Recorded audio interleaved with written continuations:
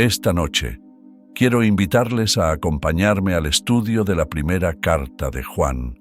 En el 5º capítulo, se nos escribe a todos aquellos que creemos en el nombre del Hijo de Dios, para que tengamos la certeza de que poseemos vida eterna y sigamos creyendo en su nombre. Quiero centrarme en el concepto de conocer a Cristo, de estar completamente seguros de ello. Estas palabras fueron escritas con el propósito de darnos la seguridad de que nuestros pecados han sido perdonados y que un día llegaremos al cielo. Por otro lado, el Evangelio de Juan fue escrito para que creamos que Jesús es el Cristo, el Hijo de Dios, y que tengamos vida en su nombre. Es decir, el Evangelio de Juan tiene como objetivo llevarnos a Cristo, mientras que las cartas de Juan buscan enseñarnos cómo vivir la vida cristiana y proporcionarnos la seguridad de que conocemos a Cristo. Hay muchas personas que asisten a la iglesia, han sido bautizadas o confirmadas, pero no tienen la certeza, no están seguras de que Cristo viva en sus corazones. La primera carta de Juan fue escrita precisamente para que sepamos con certeza que tenemos vida eterna. En 1 Juan 3:23 leemos: «Y este es su mandamiento, que creamos en el nombre de su Hijo Jesucristo». ¿Tú crees? Quizás dirás que sí, pero ¿sabes lo que realmente significa creer según la Biblia? La fe bíblica implica entregar todo tu ser a Cristo. Permíteme contar una historia que mencioné hace poco, la cual ilustra este tipo de fe. Se trata de un hombre que llegó desde Francia y anunció que iba a cruzar una cuerda floja tendida entre las dos orillas del río, uniendo el lado canadiense con el estadounidense. Al principio lo vieron caminar de ida y vuelta varias veces, y cada vez que lo lograba, la multitud aplaudía emocionada. Luego, este hombre tomó un barril y lo llenó con unos 90 kilos de arena, y también lo rodó de un lado al otro sin ningún problema. Finalmente, preguntó a los presentes: ¿cuántos de ustedes creen que puedo cruzar con una persona dentro del barril? Todos respondieron con entusiasmo que sí creían. Entre ellos había un hombre en primera fila muy emocionado. El acróbata le preguntó: «Señor, ¿le gustaría ser el primero en meterse dentro del barril?». Aquel hombre asustado se retiró inmediatamente, y no lo culpo. Esa es la esencia de la fe: confiar plenamente, poniendo todo tu peso sobre Cristo. La fe no es solo creer con la mente, es comprometerse con todo nuestro ser. Es creer que Jesús es el Cristo, el Hijo de Dios. Como se nos dice en Hebreos, la fe es la certeza de lo que se espera, la convicción de lo que no se ve. Es un compromiso total, una entrega de cada aspecto de tu vida, tus estudios, tu trabajo, tu pareja, tu sexualidad, todo lo que eres debe ser entregado a Cristo. La primera pregunta es: ¿realmente crees? ¿Has comprometido completamente tu vida a Cristo? A partir de aquí, la segunda cuestión que debemos examinar es nuestra actitud hacia el pecado. En 1 Juan 1, 8, 10 leemos: «Si decimos que no tenemos pecado, nos engañamos a nosotros mismos y la verdad no está en nosotros». Sí, como cristianos, en ocasiones caemos en pecado. A veces pecamos sin siquiera darnos cuenta, pues existen pecados de omisión y de comisión. Tal vez hoy mismo dejaste de tender una mano a quien lo necesitaba, o de regalar una sonrisa para animar a alguien, y ese pequeño gesto no ocurrió. Sin embargo, la Escritura nos enseña que si confesamos nuestros pecados, la sangre de Jesucristo, el Hijo de Dios, nos purifica de toda maldad. Esa misma sangre, derramada hace más de 2000 años, aún hoy tiene el poder de limpiar nuestras faltas. Gracias al sacrificio de Cristo en la cruz, cuando sus manos fueron atravesadas por los clavos, sus pies heridos y su costado traspasado, Él permaneció allí por amor. No bajó de la cruz porque te amaba entonces, y te sigue amando ahora, sin importar quién seas o lo que hayas hecho. No importa lo grave de tus errores, su amor por ti sigue intacto. Y después de haber llegado a los pies de Cristo, ¿cómo debe ser nuestra actitud frente al pecado? Primero, si pecas, confiésalo sin demora. Segundo, una vez lo hayas confesado, deja que Él te ayude a olvidarlo de inmediato. Tercero, busca la justicia y la santidad, comprometiéndote a no volver a cometer ese pecado. Algunos cometen el mismo error repetidamente, piden perdón a Dios, pero luego vuelven a caer en la misma falta una y otra vez. Sin embargo, arrepentirse verdaderamente implica apartarse del pecado, asegurarse de no reincidir. Como bien lo expresó el rey David en el Salmo 23, Él conforta mi alma. ¿Hoy necesitas que Dios conforte tu alma? Aquí, esta noche, hay muchas personas que creen en Cristo, pero que sienten la necesidad de renovar su entrega. Tal vez Dios está llamándote a que te consagres nuevamente a su obra. Quizás te está pidiendo que sirvas como misionero o que trabajes en la iglesia. O quizá te está guiando a compartir su mensaje con aquellos que te rodean, en tu vecindario o en tu lugar de trabajo. Esa también es una misión. Si eres parte del cuerpo de Cristo y te has alejado, aún puedes confesarlo y recibir su perdón, experimentar la restauración total que solo Él puede ofrecer. Su poder para restaurar nuestras almas es increíble. La tercera pregunta que deberías hacerte es: ¿tienes el deseo de obedecer a Dios? En 1 de Juan 2:3 leemos: y en esto sabemos que le conocemos, si guardamos sus mandamientos. Al leer el Nuevo Testamento y ver todos los mandatos que Dios nos da sobre cómo debemos vivir, te darás cuenta de lo lejos que muchas veces hemos quedado de cumplirlos. Pero una señal indudable del nuevo nacimiento es el deseo genuino de obedecer a Cristo. No lo obedecemos por miedo, sino porque le amamos profundamente. Queremos hacer su voluntad. Queremos seguir el camino que Él nos indica. Pero la vida cristiana no es sencilla. Tener un tiempo devocional diario, por ejemplo, puede ser difícil porque el enemigo siempre intenta distraernos. Abres la Biblia y de repente te sientes cansado. Alguien aparece queriendo hablar contigo justo en ese momento, o un programa interesante en la televisión te tienta a no dedicarle ese rato a Dios. Sin darte cuenta, te quedas sin tiempo para orar o leer las Escrituras. Finalmente, en 1 de Juan 2 se nos llama a separarnos del mundo. No améis al mundo, ni las cosas que están en el mundo. Si alguien ama al mundo, el amor del Padre no está en él. Porque todo lo que hay en el mundo, los deseos de la carne, la codicia de los ojos y la soberbia de la vida, no proviene del Padre, sino del mundo. Y si amamos las cosas del mundo más que a Cristo, entonces no pertenecemos al reino de Dios. ¿Cuántos de nosotros, esta misma noche, amamos más el mundo que a Dios? El diablo es llamado el Dios de este mundo, el príncipe del aire, y tiene un poder inmenso. Los demonios, junto a él, trabajan incansablemente para destruir la vida cristiana.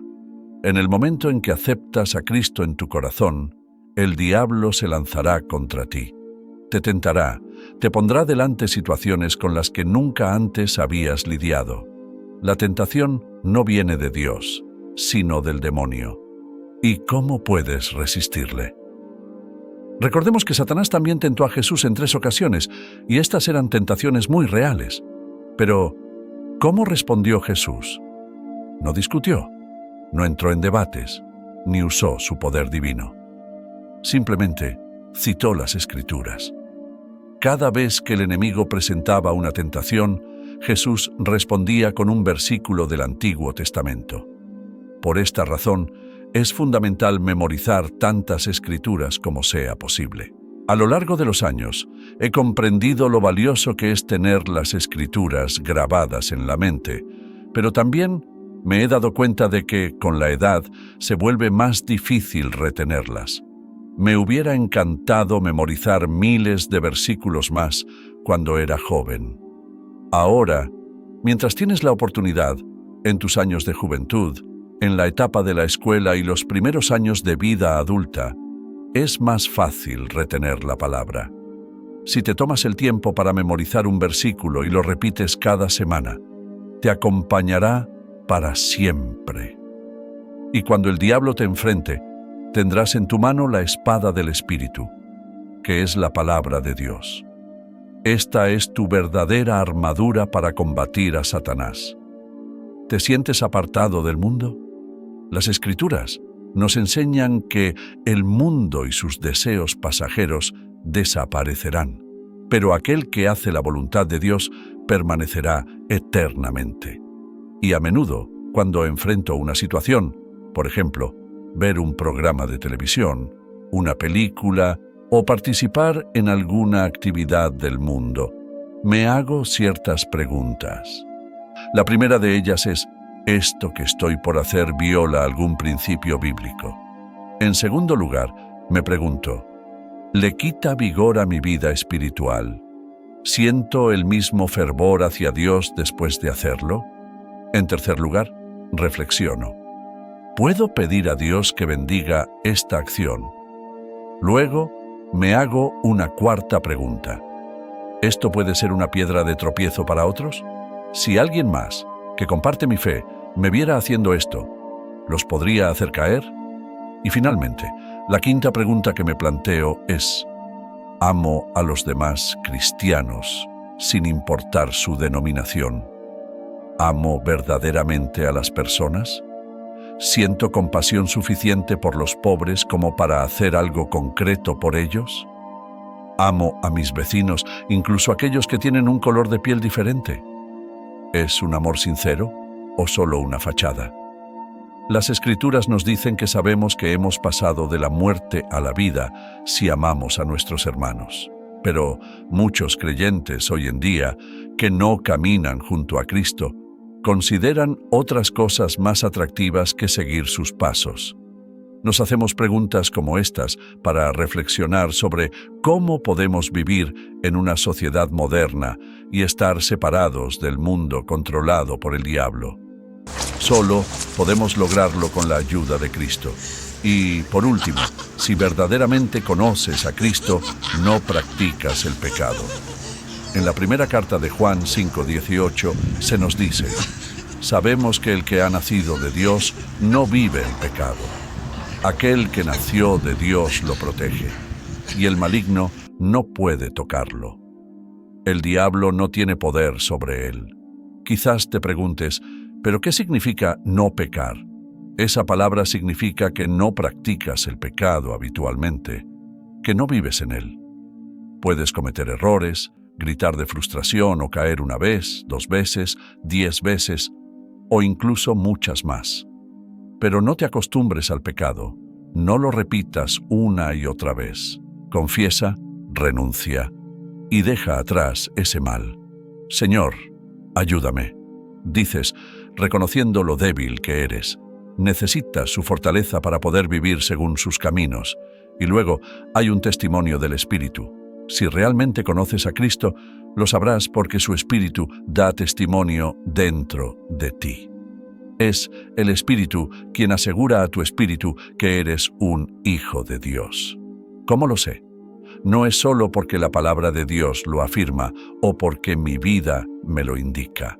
Es como el niño que vuela una cometa y ésta se pierde entre las nubes que cubren las torres de televisión. Aunque no la ve, la sigue sosteniendo. Alguien le pregunta: ¿qué haces? El niño responde: vuelvo una cometa, pero no la vemos, le dicen. A lo que él contesta: sé que está ahí, porque la siento jalar. Así es cuando conoces a Cristo. Sientes ese tirón en tu corazón. ¿Lo sientes tú? Si no tienes la certeza de que Cristo vive en tu corazón y que estás plenamente comprometido con Él, este es el momento. Una gran transformación puede suceder en tu vida ahora mismo. sentirás una fuerza que antes no tenías. Estamos hablando de una entrega total, no solo a tus propios deseos, ni a las expectativas de los demás, ni a las cosas materiales, sino a Cristo. ¿Qué significa esto? Una mente entregada te convierte en un cristiano con sabiduría.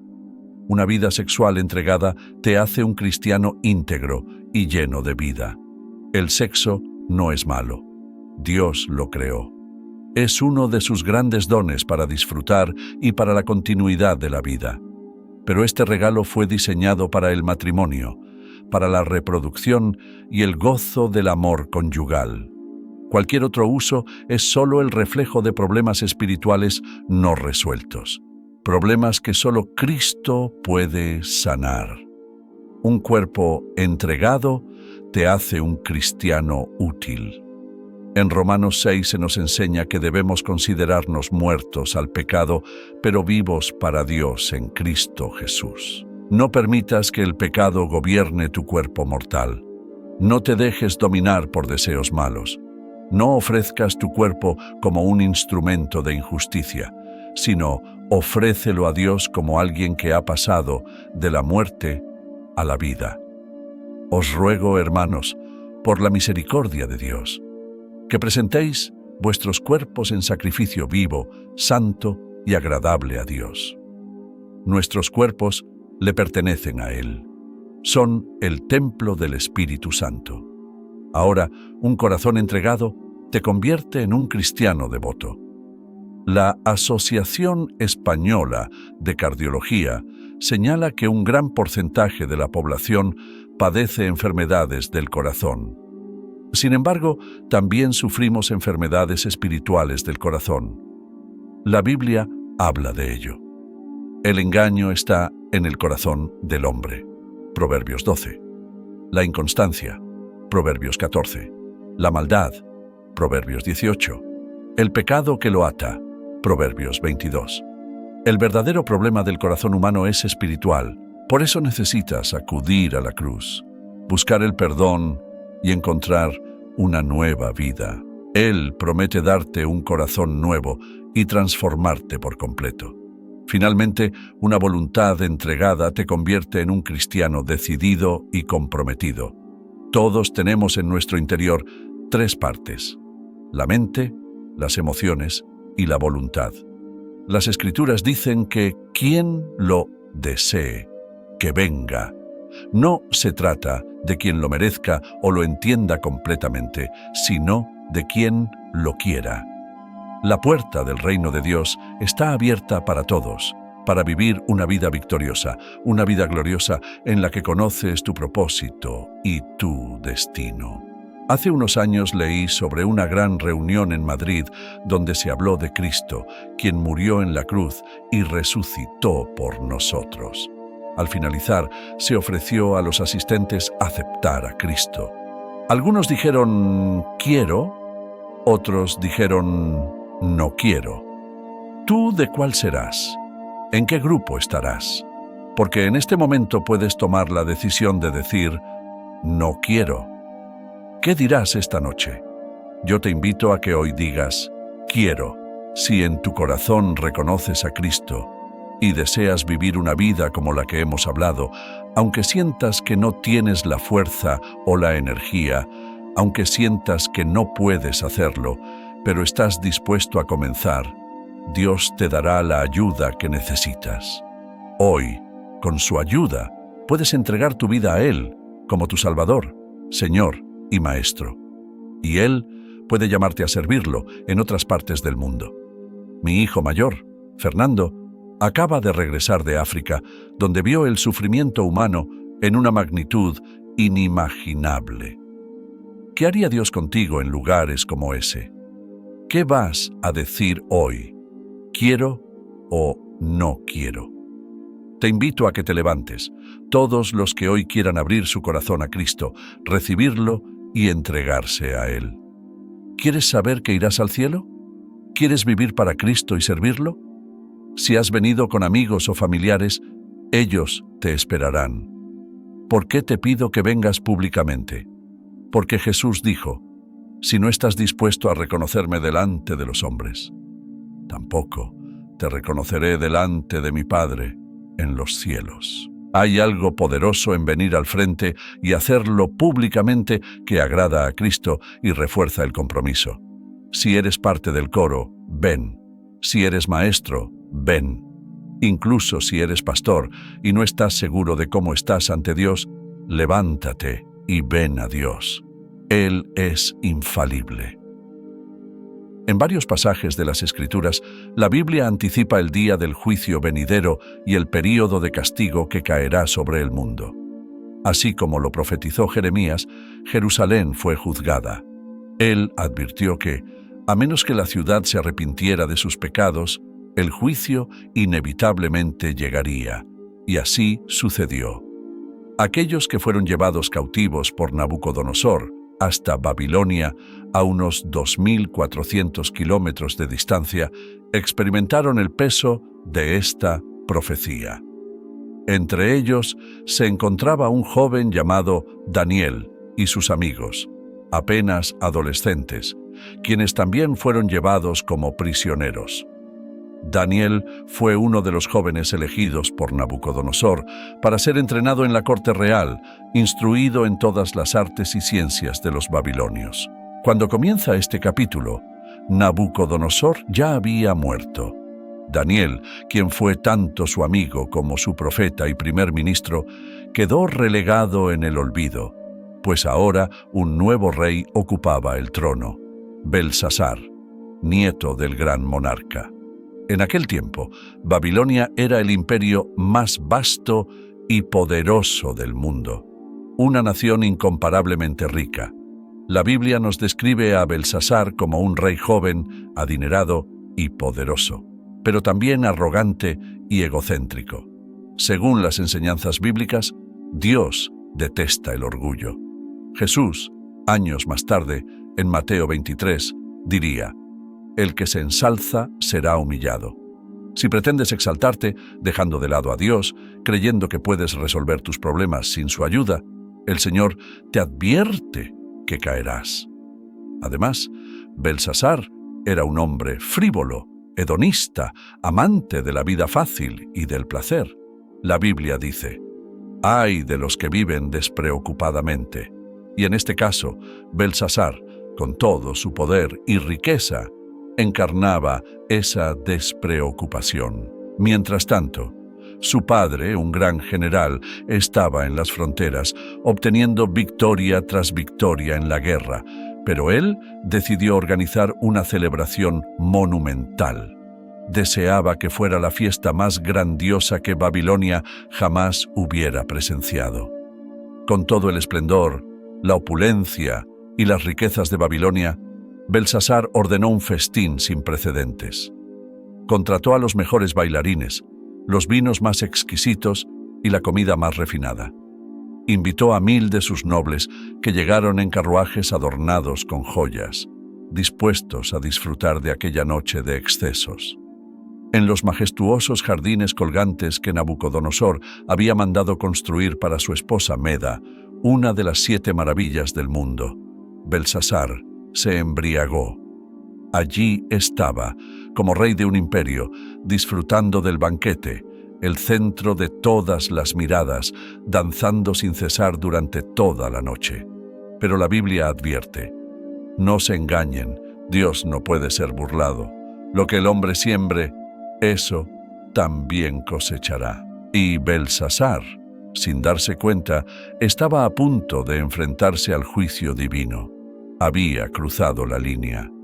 Hay un momento en que la paciencia de Dios se agota, tanto para las naciones como para las personas, las familias y las comunidades.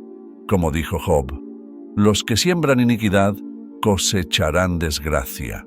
Y también Oseas: han sembrado viento, cosecharán tormentas. Jeremías, por su parte, añadió: sembraron trigo y cosecharon espinos. Durante aquella fiesta, en pleno clímax, Belsasar danzaba con una mujer hermosa, de una sensualidad arrolladora, cuando de repente el ambiente se llenó de un silencio sepulcral. Podía escucharse el sonido de un alfiler cayendo al suelo. El rostro del rey se tornó pálido y comenzó a temblar. La Biblia dice que en ese momento apareció una mano sin cuerpo que comenzó a escribir en la pared. Y allí estaban todos, temblando, preguntándose qué era aquello, qué extraño fenómeno se desplegaba ante sus ojos. Belsasar, con el rostro desencajado, intentó descifrar el mensaje, pero sus esfuerzos fueron en vano. Desesperado, ordenó que llamaran a los astrólogos, a los adivinos caldeos, a los magos, a todo aquel que pudiera desentrañar el misterio de esas palabras. Pero uno a uno, todos fallaron, incapaces de leer lo que la pared les revelaba. La angustia de Belsasar crecía, mientras la escritura, cada vez más luminosa y clara, hacía temblar a los presentes. El temor se esparcía como fuego entre los asistentes. En medio de esa inquietud, la madre del rey, quien no había asistido al banquete, escuchó los rumores de lo ocurrido. Al llegar, con el rostro lleno de preocupación, preguntó: «Hijo mío, ¿qué es eso que me cuentan sobre una escritura extraña en la pared?» Belsasar, visiblemente desconcertado, señaló la inscripción, y su madre, tras observarla, dijo con calma: «Conozco a un hombre que puede interpretar esto. Se llama Daniel, un profeta sabio que ayudó a tu abuelo a descifrar sueños en el pasado». Daniel, antiguo primer ministro bajo el reinado de su abuelo, había vivido retirado en años recientes. Quizás por eso Belsasar no lo conocía bien. Sin embargo, al escuchar el consejo de su madre, decidió enviar a buscarlo. Cuando Daniel llegó, el rey, lleno de urgencia, le dijo: «Daniel, si puedes leer esta escritura, te haré tercero en el mando de mi reino. Te pondré una cadena de oro alrededor del cuello, te vestiré con ropas reales y te integrarás a mi familia, a mi lado». Daniel, sereno, observó la escritura en la pared y la reconoció de inmediato. Era la letra del Padre, la letra de Dios. Después de tantos años de estudio y devoción, sabía perfectamente de quién provenía ese mensaje. Mirando al rey, Daniel dijo: «Puedo leer la escritura, pero guarda tus riquezas, no las necesito. Dale esos regalos a otro. Porque, Belsasar, oh rey, te has levantado contra el Señor del cielo. Has profanado las vasijas sagradas del templo de Dios, y tú, junto con tus nobles, tus esposas y concubinas, han bebido vino en ellas. Has alabado a los dioses de oro, plata, bronce, hierro, madera y piedra, que no ven, no oyen ni entienden, pero no has honrado al Dios en cuyas manos están tu vida y todos tus caminos». Daniel continuó: «Leeré la escritura para ti. Esta es la interpretación de las palabras: Mene, Mene, Tekel, Parsin. Mene significa que Dios ha contado los días de tu reino y les ha puesto fin. Tekel significa que has sido pesado en la balanza divina y has sido hallado falto. Y Parsin, tu reino ha sido dividido y entregado a los medos y persas». Esa misma noche, mientras el banquete seguía su curso sin que muchos supieran lo que ocurría en el exterior, el gran río Éufrates había sido desviado, y los medos y persas entraron en Babilonia. Belsasar fue asesinado, y Babilonia cayó sin resistencia. Pero Daniel permaneció, y no solo eso, fue nombrado primer ministro del nuevo imperio. Ambos imperios lo respetaban, no solo por su sabiduría, sino por su profunda fe y dedicación a Dios. El mensaje de Daniel resonaba no solo en aquel momento, sino también para el futuro, porque Dios ve nuestras acciones, ve cómo caemos en la corrupción, cómo celebramos lo obsceno, cómo nos reímos de lo sagrado, ve las mentiras y el engaño que se propagan por la sociedad. Pero también nos recuerda algo importante: no es demasiado tarde. Si un pueblo, si una nación se arrepiente y regresa al Señor, Él perdonará sus pecados y sanará su tierra. La promesa del Señor permanece. Has sido pesado en la balanza y has sido hallado falto. Las Escrituras nos dicen que Dios pesa el camino de los justos, que nuestras acciones están siempre bajo su mirada y que al final somos juzgados no por lo que creemos correcto a nuestros propios ojos, sino por lo que Dios ve en nuestros corazones. Y esta noche, como el mundo entero, somos pesados en la balanza divina. A los ojos del Señor hemos sido puestos en su balanza y pesados. Muchos líderes y pensadores piensan que la Escritura ya está escrita en la pared y el juicio ha comenzado. Pero Dios no nos juzga en colectivo, sino individualmente. Nos pesa a cada uno. ¿Y por qué lo hace? Porque hay una balanza, y en un lado estamos nosotros, y en el otro está lo que Dios usa para juzgarnos. Lo primero que Él usa son los 10 mandamientos. ¿Cómo estás respecto a ellos? ¿Has puesto a otros dioses antes que a Él? ¿Has tomado el nombre de Dios en vano? ¿Has cometido adulterio? ¿Has robado, mentido, asesinado? Todo esto está en los 10 mandamientos. La Biblia dice que si rompes uno de ellos, es como si los hubieras roto todos. Incluso si has fallado en uno solo, ya eres culpable de todos. Y es así como todos debemos admitir: sí, he fallado al menos en uno o dos. Si es así, ya eres culpable de romperlos todos. Por eso la Biblia nos enseña que todos somos culpables. Es por eso que Jesús dijo: cuando una mujer fue atrapada en adulterio, el que esté libre de pecado, que lance la primera piedra. Ninguno de los líderes religiosos pudo hacerlo, porque todos hemos pecado. Todos han pecado y están alejados de la gloria de Dios. Todos estamos bajo su juicio, y no solo seremos pesados por los 10 mandamientos, sino también por la ley del amor. En Mateo 22, Jesús dijo: amarás al Señor tu Dios con todo tu corazón, con toda tu alma y con toda tu mente.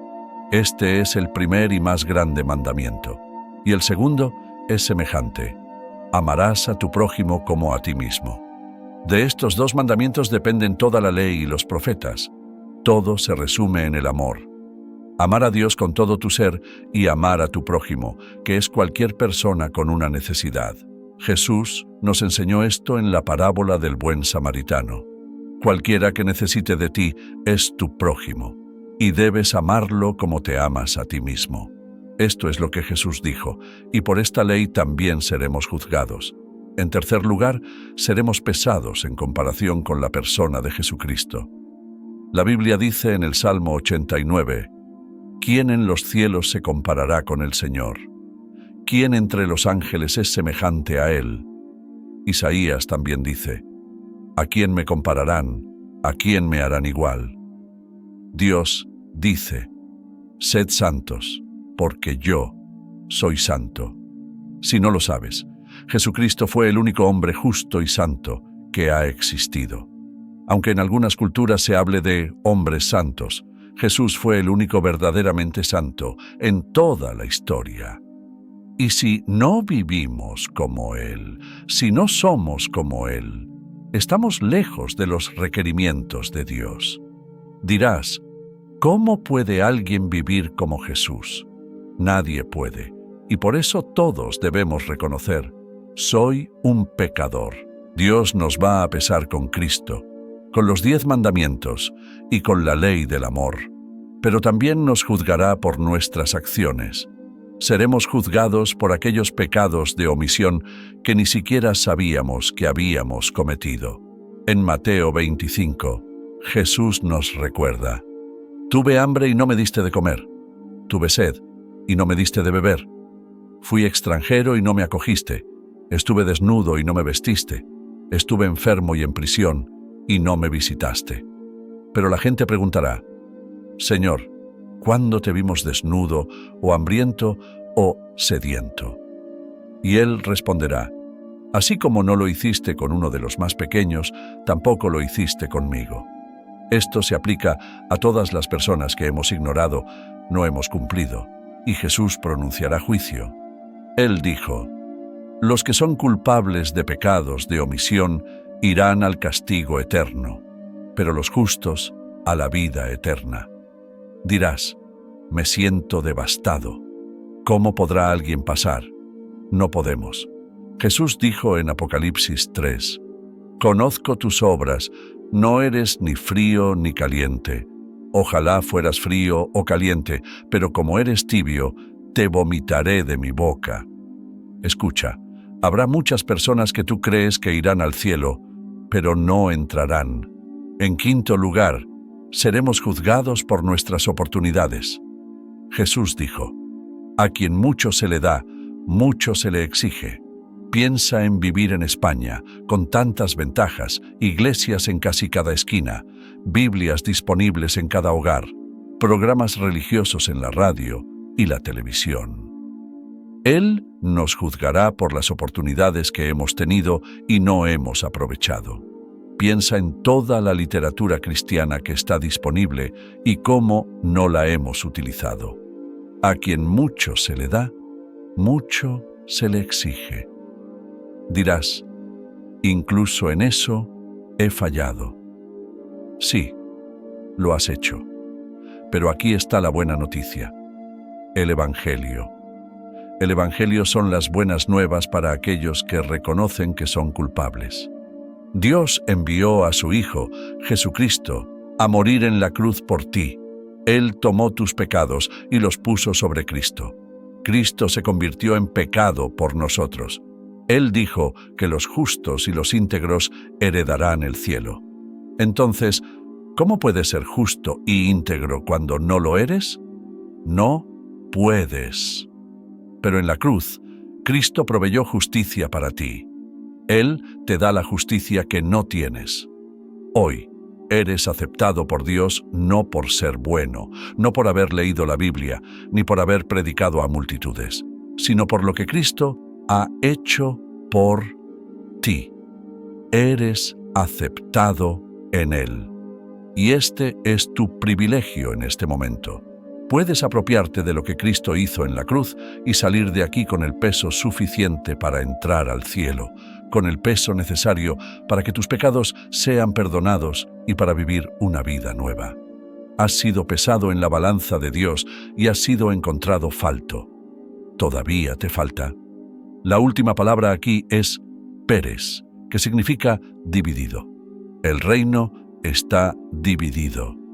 Dios dijo a Belsasar: te quitaré el reino de las manos. Tu tiempo se ha acabado.